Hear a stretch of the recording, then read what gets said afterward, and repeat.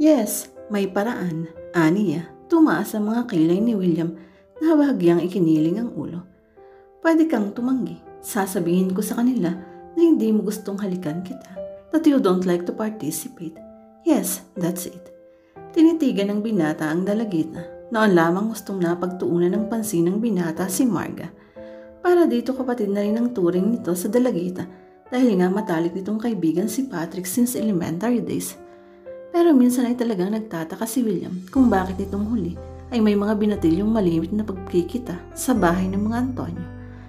Nang mahirang si Marga bilang Miss High School, he attended the coronation dahil lamang kay Patrick pero ang totoo ay hindi nalaman ni William o napanood ang buong programa. Naroon ito sa likod ng science building naked with his current girl, Diane. Nasa harap nito ang dalagita, nakasabok sa buhok na kulot-kulot na. Parang painting ng mga sinaunang pintor sa Italy. Shy and pretty, young and fresh like a flower not yet in bloom. At dapat sa mga physical na katangian na ito ng dalagita ay may boyfriend na tulad ng ibang mga kasing edad na kakilala ito. Pero walang nalaman na ganon si William. Hey, hindi ka na kumibo. Bakit titig na titig ka sa mukha ko? Because I want you to kiss me, sweetheart. Ani William. Ano? Hindi makapaniwalang bulalas ni Marga. Tama ba ang narinig niya? Ang sabi mo nga, sport lang sila sa bahagi nila. Bakit hindi ikaw?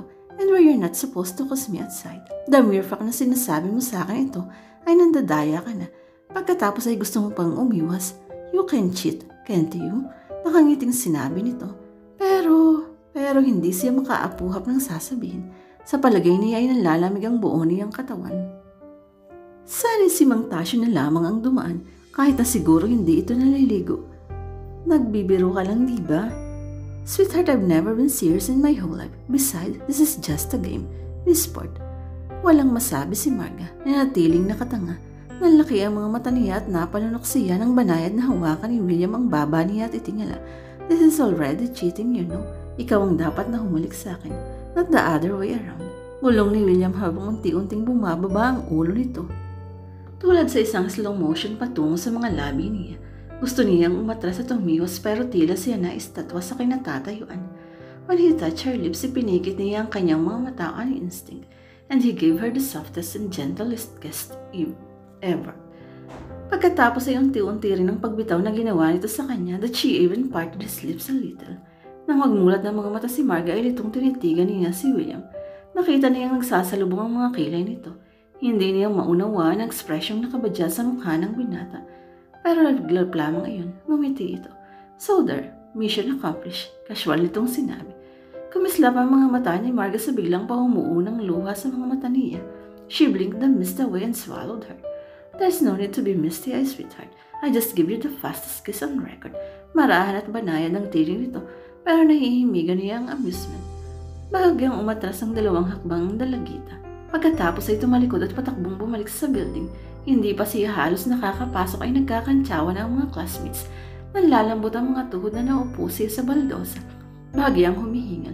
Hindi niya alam kung dahil sa ginawang pagtakbo o dahil sa halik na iyon. Goodness, Marga! How lucky can you get? Si Lilibet. Gusto kong himatayin. Kilig nitong sinabi at naupo sa tabi niya. Mother, bakit hindi sa akin natapat ang utos na yun sa oras din yun? Pwede ko sanang itala sa diary ko na ang first crush ko ay ang crush kong pinakagwapong lalaki sa buong campus, si Gigi. Anong first kiss mo? Nagbibiro ka. Huwag mong sabihin hindi ka pa nahahalikan ni Jimmy. Si Laila na natatawa. Spoiled sport, angil ni Gigi. Basta talagang naiinggit ako sa mga halik na iyon ni Marga. Halik ba yun? Dampi lang eh. Pangatwiran ng dalagita. Sunod-sunod pa rin ang kabog ng dibdib. Dampi, that was 4 seconds to be exact. Oh, there it was like watching a romantic dream, like Lancelot and Guinevere, a Prince Charming to Sleeping Beauty. So, kilig ka talaga, Marga. Oh, sige na, kilig na kung kilig. I'm only sorry na hindi ganun ang nararamdaman ko. Aniya na wala sa loob na inikot ang bote ng soft drinks. Tinitigan siya ni Lilibet at Gigi. Si Laila ay tahimik lamang na nakamasid at ngingiti-ngiti. Alam mo sa lahat ng ating apat, ikaw pa lang ang minsan may hindi pa nagkaka-boyfriend. At isiping halos may crush sa'yo ang male population ng high school department. Ani Lilibet na naghihinalang nakatitig sa kanya. Kung nasa akin lang ang beauty and brain mo, Day, naku, yung mga boys na yan, mabuti na lang at hindi sa'yo napunta. Natatawang wika ni Layla. Hanggang sa puwi sila hindi pa rin matigil sina Gigi at Lilibet sa katutukso sa kanya. Nakitawa at nakisakay siya dahil hindi niya gustong mahalata ng mga kaibigan ng damdamin. Her very first kiss. Nararamdaman pa niya ang mga labi ni William sa mga labi niya. He was only too glad na hindi nito napun ang panginig ng mga tuhod niya. Kaya nag-is really do so electrifying. Ano man ang mangyari, lumipas man ang panahon, she will always treasure that moment. Sabado ng gabi ng sumunod na araw ay mga senior prom. Napakaganda ni Marga sa off-shoulder pink chiffon dress na may nakakabit na rosas na ginawa sa ganun ding tela sa may dibdib niya. Ang mami niya naglagay ng makeup sa kanya. Very light na halos hindi mapupun at dinampian ang mga labi ng frosted pink lipstick. Oh sis, mukhang hindi ka 16 na. Dalagang-dalaga ka na sa ayos mo. Hanggang sinawid siya ng tingin ni Patrick. Ikaw rin kuya, natitiyak kong sa gabing ito ay ikaw lang makikita ni Lyle. Nakangiting tukso niya. Biglang hinila ni Patrick ang kapatid sa sulok. Iyang bibig mo ha, mamaya marinig ka ng daddy. Ano ang maririnig ng daddy niyo? Si Christina na sumungo sa pinto, kasunod si Joseph. Nagkamot ng ulo si Patrick. Wala mami. Patrick, iho baka naman ikaw nakikipag-girlfriend na niyan ha. I have nothing against it anak. Kaya lang baka hindi mo kayang i-maintain ang distansya niyo sa isa't isa at masubo ka. Mahirap magpamilya ng hindi handa si Joseph. I promise you that hindi ako mag-aasawa at hindi ko kayang suportahan ang magiging pamilya ko. I'm giving you my word of honor. Yosong sinabi ng binata. Tumango si Joseph. I'll count on that. Patrick, hindi gaanong magpapagabi ha. Huwag mong iiwanan ng kapatid mo habang nasa likod ka ng halamanan. Natatawang bili ni Christina. Ma'am, nilingon ng binata ang nagtatatawang si Christina. Did it hit home, son? Sinabi niyo pa, mami. Segunda ni Marga na kung hindi nakatakbo ay napalo sa likod ng kapatid. Tulad ng inaasahan na niya ay dinaanan muna nila si Layla sa bahay nito. Marami ng tao pagdating nila at nagsisimula ng programa. Pinagkalumpunan kaagad si Marga ng mga boys na bawat isa ay nagnanais na maisayaw siya. Ilang tugtog ang walang hinto niyang isinayaw from slow drag to rock at nag-i-enjoy siya. Idagdag pa ang mga papuri ng mga kasayaw. Kasalukuyan niyang kasayaw ang presidente ng student council nang lapitan sila ni William. Excuse me, pwede bang ako na ang magtuloy? Nakangiting wika nito sa partner niya na bagaman gustong tumanggi ay nagbigay. Abot-abot ang tahip ng dibdib ni Marga nang hapitin siya ni William at pumagitna sila sa bulwagan sa saliw ng Tales from the Vienna Woods. Para kang bulaklak na pinagkakaguluhan ng mga bubuyog, sweetheart. You never miss a single piece. Bakit ka narito? Formal niyang tanong. Ang kuya niya ay nasa labas at kausap si Layla. At may palagay siyang kahit abutin ng ilang oras na hindi pumasok ang kaibigan, ay baliwala dito. Paano kapag nakapag-party crush? I'm surprised you ask me that. Tiya ko ang principal ng high school. Nalimutan mo na. Ayun siya o. Yung inuso nito si Mrs. Peralta na kasama ng ibang mga guro. That was stupid of her. Pero ano ba ang maaari niyang ipakapag-usap dito? Bagya siyang inilayo ni William at sinuyod ng tingin. You're looking good, sweetheart. As if you're celebrating your debut. Wika nitong nangingislap ang mga mata. Hinapit nito ang dalagita. Hindi niya magawang sumagot. Ano ba ang sasabihin niya? Ang tanging alam niya magkadikit silang dalawa. Nasasam niya ang panlalaking kuno nito and is leaking all his senses. Nagagalit ka ba sa akin dahil sa nangyari kahapon? Tanong ni William na ipinagkamali ang pananahimik niya. Umiling siya. Hindi, it was just a game, wasn't it? Sagot niya sa malamig na tinig. Inulit lamang ang sinabi ng binata kahapon. Amis na ngumiti ang binata. Don't go sophisticated on my sweetheart. Maaaring mukhang dalaga ka na sa ayos at suot mo, but you're still my sweet 16. Hindi mo kailangan lagyan ng yelo ang tinig mo.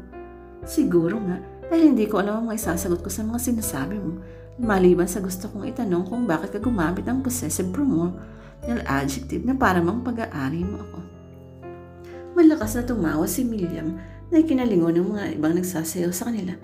Speaking like a valedictorian, may lang ang ginamit ko kung ano-ano ng term ang sinabi mo. Huminto ito sa pagsasayaw at hinilang dalagita palabas. Saan mo ka dadalhin? Ano ba, William? Sa labas, mainit dito at titigan ako ng masama ni Tita Gwen. 5 minutes lang kasi ang paalam kong nasa loob. Ang kaso hindi naman ako makasingit sa mga nakapaligid sa iyo dahil hindi naman ako senior high. Para siyang pinipilit sa gusto sa paghilang iyon ni William sa kanya. Lumabas sila sa may halamanan kung saan may mga bench na bato. Naupo si William pero nanatili siyang nakatayo. Maupo ka, hindi ka ba nangangawit niyan? Baka hanapin ako ni Kuya. Aniya na lumingon sa pinanggalingan nila. Abala siya sa pakipag-usap kay Laila. Don't worry. Sumandal si Marga sa isang poste ng building. Tumayo si William. Itinukod ang isang braso sa poste sa ibabaw ng ulo ni Marga habang itinaas ang isang kamay nito. Ang mukha niya, "You're only a baby. Kung hindi lang, liligawan kita." Bulong nito sa kanya. Marahil itong pinaglambas ang forefinger sa pisngi ni Marga na napatanga sa curse na iyon. "Come on, lover boy, don't be a cradle snatcher." Anang tinig sa likuran niya. Nilingon ito ni William. "Dayan, anong ginagawa mo rito?" May bahagyang iritasyon sa tinig ng binata. "Galing ako sa inyo, sinabi ng mamumunan dito kang araw. Pati ba naman ang party ng mga bata, William? Pinatulan mo pa." Nakangiti ang dalaga. May himig ng tukso ang tinig. Pagkatapos ay sinulya pa nito si Marga na hindi pa rin makakilos. Initian siya. "Sige na Marga, bumalik ka na sa party mo. Don't let this guy spoil it. Pati ba naman ikaw ay kinakatalo nito?" Wika nito in a friendly voice. Marahang makbang si Marga. Ewan niya pero hindi siya naniniwala sa palakaibigang tono ng boses ni Dayan. Somehow alam niyang pakitang tao lamang iyon. Kung bakit kailangan gawin ito ang ganun ay di niya alam. "I'll take you back then, Marga." Si William na akmang hahawakan siya sa braso, subalit pinigil ito ni Dayan. "She won't get lost, William." At tumawa ito ng marahan. "Sige, maiwan ko na kayo." Tuloy na sa paglakad ang dalagita na hindi lumingon. Tumiretso siya sa refreshment area at kumuha ng maiinom. Tumanggi siya sa mga nagyayakag sumayaw at halos hindi niya maintindihan kung ano mga sinasabi ng mga classmate niya. Ang isip ni naroon kina Diana at William. Nagsiselo siyang isiping magkasama ang dalawa. Parang may bahagi ng dibdib niya na hinihiwa ng isang patalim. Oh dear Lord, she could not be in love with William. Crush lamang ang nadarama niya para sa binata at lilipas din iyon kaya hindi totoong nasasaktan siya. Paulit-ulit niyang ipinapasok sa isip niya iyon. Party ng mga bata. Dayan sugar-coated and salt sa pamamagitan ng paimbabaw ng ngiti. Bata, mas matangkad pa siya dito. Hanggang sa makauwi sila, iyon pa rin ang iniisip ni Marga. Lalo nang sinabi ni William na kung hindi lamang bata pa siya, ililigawan siya nito. Bakit ganun? Magkasing edad lamang ito at ang kuya niya. Pero kasintahan ng kapatid si Laila. At 1 taon lang naman ang tanda ng huli sa kanya. Nag-aalala kaya si William dahil kaibigan nitong matalik si Patrick. Hanggang sa makatulog siya, iyon ang laman ng isip niya. Dumating ang araw ng graduation. Valedictorian siya samantalang cum laude si William. Batian at kamayan at kung ano-ano pang kwentuhan pagkatapos ng commencement exercise. Ang mga magulang niya ay kausap ng mga magulang ni William at ang principal. Si Patrick ay kausap si Laila at ilang mga newly graduates. "Basta pumunta kayong dalawa sa amin dahil maghanda ang mami ko." Imbitan niya kina Lilibet at Gigi. "Tiyak yun, masarap yata ang spaghetti ang mami mo," si Gigi. "Excuse me girls." Si William na humalo sa kanila. Hinawakan sa braso si Margaret. "May sasabihin lang ako dito sa sweetheart ko." Kininda nito ang dalawang dalagita. Pagkatapos ay hinila si Marga sa likod ng stage. Nagpahabol si Gigi at baka makita sila ni Dayan at magselis ito. Bakit ba? Nagya siyang umangil upang hindi mahalata ang kabang nadarama niya sa tuwing lalapit ang binata. Baka nga makita tayo ni Dayan pag silosan pa ako nun. Oh dear, ang corny niya talaga. Forget her. Kahit bago pa ang senior prom ninyo ay nakipag-break na ako sa kanya. Sagot ng binata na may dinukot sa bulsa. Nakadama siya ng galak sa sinabi nito. May katotohanan man iyon o wala ay hindi mahalaga. Ang batang puso niya ay naniniwala at ang isa pang ipinagtataka niya ay ang pag-uukol nito ng pansin sa kanya nitong mga nakaraang araw. Congratulations! Ani William na inabot sa kanya ang isang rectangular box na malapad lamang ng kaunti sa lagayan ng Parker ballpen. Ano ito? Para sa iyo sa graduation mo. Nakangiting sagot nito. Sinikap niyang maging kaswal. Magre-regalo ka rin lang ang liit pa ng kahon. Natawa si William. The most precious thing in the world are wrapped in small packages. Umirap siya. Oo na. At ano naman po ang laman nito? For normal si William. Sa inyo mo na mabuksan, sweetheart. Pinili ko yan mula sa sarili kong allowance. It may not be very expensive. Pero ang thought na ng kapaloob dyan ay higit pa sa mamahaling regalo. Well, thank you, William. Nakakahiya sa'yo. Wala akong regalo. You already gave it in advance. He smoked husky habang nakatitig sa mga labi niya. Namula ang dalagita. Hindi man niya itanong ay alam na niya ang ibig sabihin nito. Halika na at baka hinahanap na nila tayo. Muli siyang hinila nito pabalik sa karamihan. Mula sa isang grupo ay hindi niya napo na si Dea na may sinundan sila ng tingin at sa munting kaong hawak niya. O saan ka ba galing? Aalis na tayo. Si Christina. Nauna na si daddy mo sa kotse kasama si Patrick at si Laila. O ano yung hawak mo? Tanong nito ng mapo ng hawak niya. Mula kay William, mami. Wala sa loob niya ang sagot. How thoughtful, nakangiting sinulya pa ni Christina. Ang binatang kasama ng mga magulong patungo sa sasakyan ng mga ito. Pagdating sa kanila ay agad siyang humingi ng paumanhin na papanik muna at magbibihis. Naglak siya ng pinto sa silid at naupo sa kama. Kinakabang binuksan ang kahon habang ingat na hindi mapunit ang wrapper. Isang kulay pink na papel ang una niyang nabungaran na nakapang-ibabaw. Inangat niya ito at natambad sa kanyang isang gold chain bracelet na may mensahe. Naka-engrave daw ng pangalan niya at may W sa dulong kanan. William, gusto niyang maiyak sa nag-uupapaw na kagalakan. Ikinabit niya sa kanang braso ang pulsera at pagkatapos isa ka pa lamang dinampot ang kulay rosas na papel. Sulat para sa kanya.